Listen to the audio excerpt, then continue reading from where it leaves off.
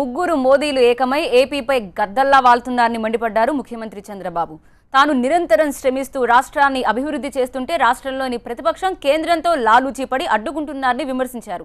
25 MP సీట్లలో 150 assembly సీట్లలో టీడీపీని గెలిపించాలని ప్రజలకు విజ్ఞప్తి చేశారు. ఏపీ సీఎం చంద్రబాబు మళ్లీ టీడీపీ వస్తేనే అభివృద్ధి జరుగుతుందని, ఏదైనా చిన్న పొరపాటు జరిగి రాకపోతే సమస్యలన్నీ మళ్లీ మొదటికొస్తాయని వ్యాఖ్యానించారు. అటు బీజేపీ, కాంగ్రెస్, వైసీపీ, టీఆర్ఎస్ నేతలు చంద్రబాబుపై విమర్శలు గుప్పించారు. ఆయనకు ఓటమి భయం పట్టుకుందన్నారు.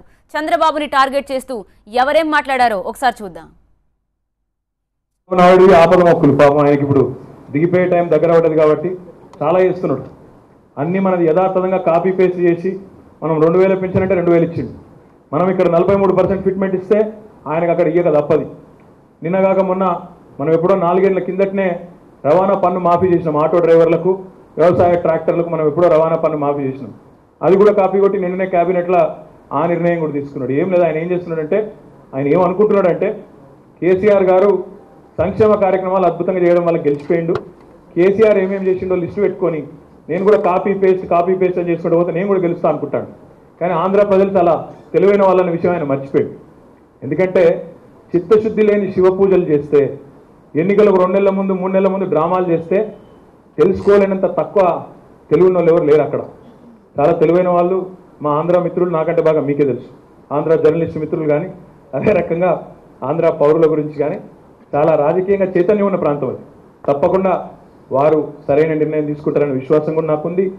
వచ్చినటువంటి ఇన్ఫ్రాస్ట్రక్చర్ అంతా ఇన్ని వేల కోట్ల రూపాయలు అప్పులు చేసి తీసుకొచ్చి దుబారాగా ఖర్చు పెడుతూ ఎన్నికలకి ఓట్లు కొనుక్కునేటువంటి ఒక ఎత్తుగడతో ప్రజలనెత్తిన అప్పులు రుద్ది, ఈ వడ్డీలు రేపు ప్రజలు కట్టాలి, ఈ అప్పులు రేపు ప్రజలు తీర్చాలి, ఈ 3 మాసాల్లో ఇంకొక 7 సంవత్సరాలకు సరిపడా కార్యక్రమాలు శంకుస్థాపనలు చేయటం, శంకుస్థాపనలు చేసి మొబిలైజేషన్ అడ్వాన్సులు ఇవ్వటం, మొబిలైజేషన్ అడ్వాన్సుల్లో కమిషన్లు తీసుకోవటం, ఎన్నికలకి ఏ రకంగా అయినా సరే ప్రజల సొమ్ముతో మళ్ళీ ఓట్లు కొనుక్కొని అధికారంలోకి వచ్చి ఈ 5 సంవత్సరాలు దోచింది చాలక మళ్ళీ వచ్చే 5 సంవత్సరాలు ఈ రాష్ట్రాన్ని అమ్మటానికి సిద్ధపడి ఈ రకమైనటువంటి దురాగతాలు చేస్తున్నటువంటి ముఖ్యమంత్రిని ప్రజలు రేపు ఎన్నికల్లో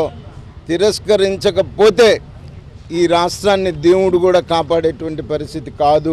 జగన్మోహన్ రెడ్డి గారు నవరత్నాల్లో ఉన్నటువంటి కొన్ని అంశాలను తీసుకొని ఇవాళ మహిళల్ని మళ్ళీ మభ్యపెట్టే ప్రయత్నం చేస్తున్నారు.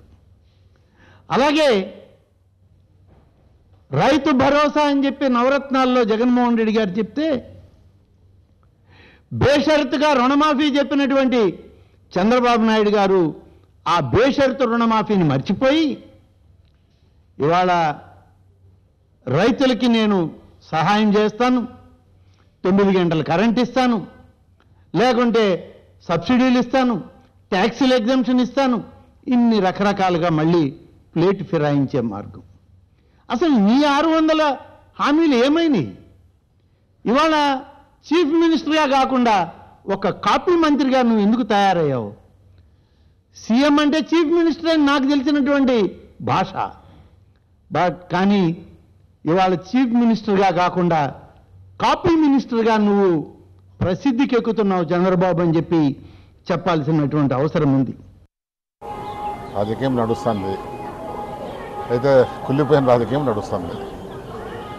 మంచి రాజకీయానికి రోజులు చెల్లినాయేమో అనిపిస్తుంది.